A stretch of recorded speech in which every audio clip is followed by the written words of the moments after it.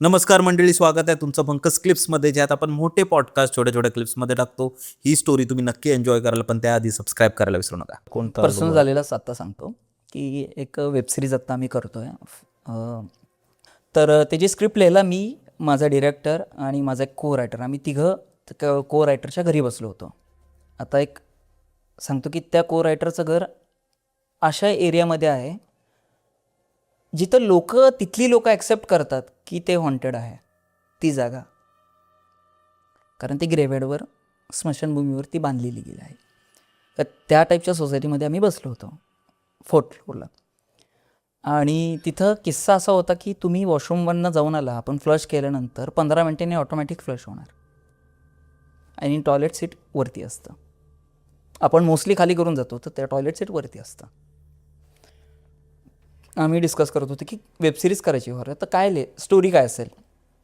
माझ्या मित्रांनी स्टोरी लिहायला सुरुवात केली. मी इथं बेडवर बसलो होतो, इथं एक कपाट होता, तिथं माझा मित्र बसला होता आणि जो को रायटर होता तो लॅपटॉपवर होता, तो लिहित होता. नंतर माझा मित्र म्हणला की तू इकडे बस कपाटाजवळ, मी जरा झोपतो. म्हणलं ठीक आहे, तू झोप, मी इकडनं बसून सांगतो. तर मी त्याला स्टोरी सांगत होतो की 3-4 ब्लॉगर्स असतात, असे तसे हे करतात ते करतात, मग त्यांना फायनान्सर पाहिजे असतो वगैरे, हे मी सांगतो आहे. आणि जसं मी हॉररचा विषय छेडला, माझा मित्र जो समोर झोपला होता तो झोपेत बडबड शिव्या द्यायला लागला होता झोपेत. तर मला आणि को रायटरला काहीच कळलं, हा शिव्या का देतोय. आम्ही त्याला उठवलं, म्हणलं काय झालं. आहे मला सोड त्याला, अरे कळतंय का मी आहे इथे. म्हणलं बाबा काय झालं तुला, कुणाला शिव्या देतोयस.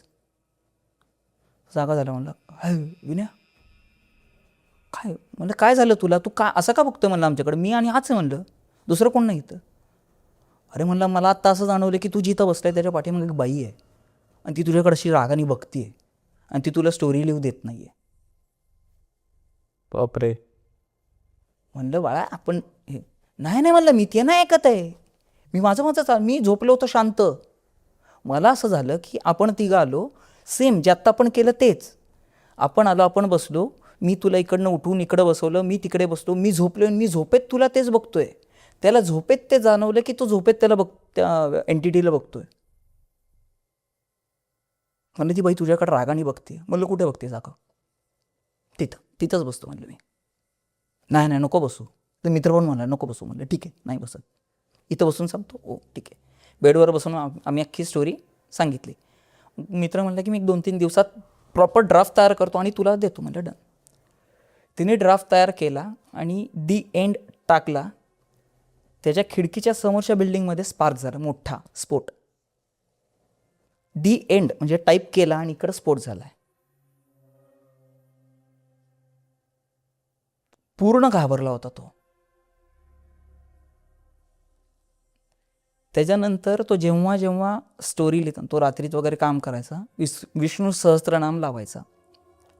3-3:30ला विष्णू सहस्त्रनाम चालता बंद पडायचा आणि लॅपटॉप बंद पडायचा ऑटोमॅटिक. 3 ते 3:30 लॅपटॉप चालूच होणार नाही, तू किती चार्जिंग लाव. आणि विष्णू सहस्त्रनामच एवढं म्हणजे आपण ग्लिच येणार, अडकत चालणार, कारण ते शेवटी ते लॅपटॉप हे काय म्हणतो मशीन आहे आणि ते सगळं मॅग्नेटिक फील्ड असल्यामुळे ते कंट्रोल करणं त्यांना जमतं. हां, हे जर तो मित्र बोलत असता त्याला अडचण नसती आली. तुम्ही त्या नामस्मरण लावलं आणि तुम्ही कामं करताय, त्यांनी कुठलंच काम होणार नाही तुमचं. हा दुसरा अनुभव आला. म्हणलं ठीक आहे, होऊ शकतं. ती स्क्रिप्ट झाली, आम्ही रजिस्टर केली वगैरे. आता म्हणलं आपण काम चालू केलं पाहिजे. एका OTT प्लॅटफॉर्मला मी ती ड्राफ्ट पाठवला. ते म्हणले आम्हाला पायलट एपिसोड करून द्या सर, आम्ही करतो. डन.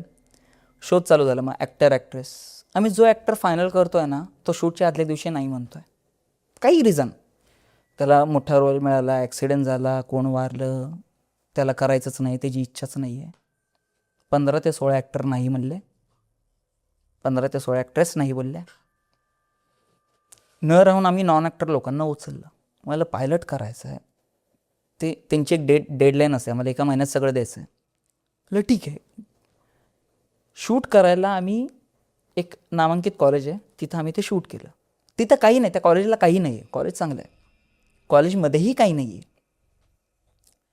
डिरेक्टरपासून माझ्यापर्यंत प्रत्येकाला काही ना काहीतरी त्या शूटच्या दरम्यान लागले. डायरेक्टरचा पायाला क्रॅम्प आला होता, पळता पळता पाय असा फिरला होता त्याचा. बापरे. 6 ते 7 दिवस त्याचा पाय बँडेजमध्ये होता. मला इथं हाताला लागलं होतं, माझ्या मैत्रिणीला डोक्याला लागलं होतं, माझ्या मित्राचा बाईकवरनं ॲक्सिडेंट झाला होता. जो वेदांत म्हणून आमचा ॲक्टर होता, त्याचं अक्षय म्हणजे इथपासून इथपर्यंत सालटवलं गेलं होतं, बाईकवरनं असं घसरत गेला होता. जी दुसरी ॲक्ट्रेस होती, जी माझी को ॲक्ट्रेस होती माझ्याबरोबर काम करणे, तिचा ॲक्सिडेंट झाला. प्रत्येकाला काही ना काहीतरी झालेलं आहे. माझा DOP जो खूप चांगला DOP, त्याच्याकडनं अँगल चुकले. एडिटिंग करायला गेलो, फुटेज डिलीट झाले. कसं करून आम्ही पायलट एपिसोड करून दिला. आता शूट डन, चला आता एवढं चांगलं झालं.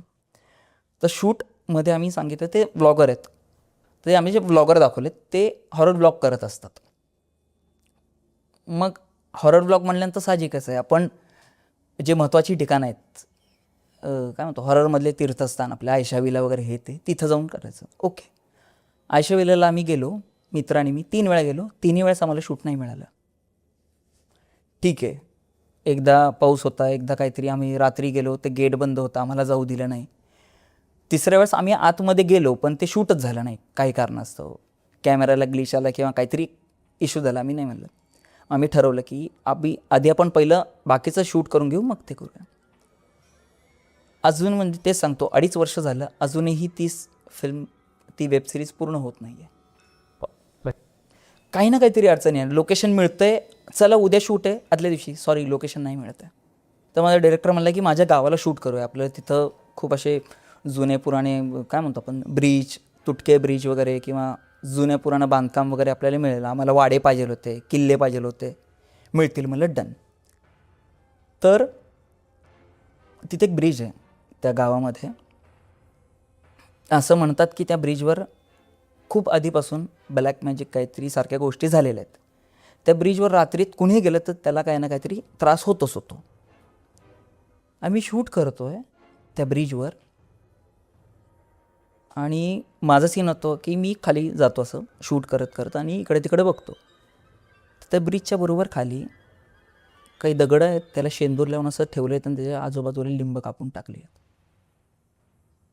मी तिथं खाली गेलो, शूट केलं ते. आता शूट केलं आहे प्रॉपर ऑस्मोमध्ये शूट केलेलं आहे. वरती आलो, फुटेज दाखवायला, फुटेज गायब. परत आम्ही खाली गेलो, ना ते गोटेत ना ते लिंब वगैरे आहेत. मी कसं कन्व्हिन्स करू त्यांना की मी हे बघितलंय? कन्व्हिन्सच करू शकत नाही. No, not at all. आणि अचानक आमची जी को ॲक्ट्रेस होती ती म्हणली, अरे तिकडं काहीतरी आहे. तर तिकडे एक कुत्रं असं मारून टाकलं होतं त्यांनी. आम्ही गेलो तर आम्ही बघितलं, तर मी आणि डिरेक्टरच गेलो, आम्ही दोघांनी बघितलं, ते शूट केलं. म्हणलं हे राहू दे, इकडं जायचं नाही. म्हणलं आता या पलीकडं जायचं नाही. शूट करत होतो आम्ही, अचानक डायरेक्टर म्हणलं, विनय मला कसं तरी होतं आहे, घरी चल. वेळेस का अरे, आज अर्धं गेलं खड्ड्यात, घरी चल पहिला. काय झालं, मला डोकं जड झालं आहे, मला काही सुचत नाही काय होतं आहे, काहीतरी होतं आहे मला. विदिन 5 मिनिट्स आम्ही सगळं रॅपअप केलं, मोठ्या मोठ्या लाईट्स सगळ्या पॅकअप करून गाडीत टाकलं. म्हणलं आहे तसं टाका, फुटले बल्ब फुटू द्या, विनय इथनं चल. आम्ही घरी गेल्यानंतर तो असा झोपला. विनय म्हटलं, एवढं प्रेशर वाटत होतं ना मला इथं, असं इथे खांद्यावर किंवा असं हात असे भारी झाले होते. मला डायलॉग बोलता येत नव्हतं, ततपप होत होतं माझं. दुसऱ्या दिवशी आम्ही पुन्हा सकाळी त्या ब्रिजवर गेलो, तिथं कुत्रं पण नव्हतं. 6 वाजता कोण कुत्रं काढायला जाईल सांगा? शेवटी आम्ही नारळ घेतला, नारळ वाहिला तिथे आणि मग शूट केलं. तेव्हा शूट झालं आमचं. आणि आपण म्हणतो ना की काही इफेक्ट्स असतात, कुत्र्यांचे आवाज किंवा रातकिड्यांचे आवाज आपण नंतर पोस्टमध्ये टाकतो. आम्हाला काही गरज नाही, आम्हाला शूटमध्ये सगळ्या गोष्टी आलेल्या आहेत. अरे यहाँ पे कोई कुत्ता, डायरेक्ट कुत्र्याचा आवाज येणार. डायलॉग येतो, अरे यहाँ पे कोई कुत्ता चिल्ला रहा है, आणि डायरेक्ट कुत्र्याचा आवाज येणार. आणि पावसाळा आणि हिवाळ्याच्या मध्ये आम्ही शूट केलेलं, पण मुलांना थंडी एवढी वाईट वाजत होती ना. पाणी पण नाही तिथे, म्हणजे नदीवरचंच हे, पण तिथं पाणी नव्हतं त्यावेळेस. तरीसुद्धा मुलांना रात्री थंडी वाजून येत होती. आणि गावातले लोक अक्षरशः रिलॅक्समध्ये येत होते, पण आम्ही सगळे गाठून गेलो होतो. आमचे कॅमेरे ब्लिंक होत होते, कॅमेऱ्यामध्येच बंद पडायचे. थंडीमध्ये हीट प्रॉब्लेम काय येईल कॅमेऱ्याला? थंडीमध्ये हीट प्रॉब्लेम आलेला कॅमेऱ्याला आमच्या.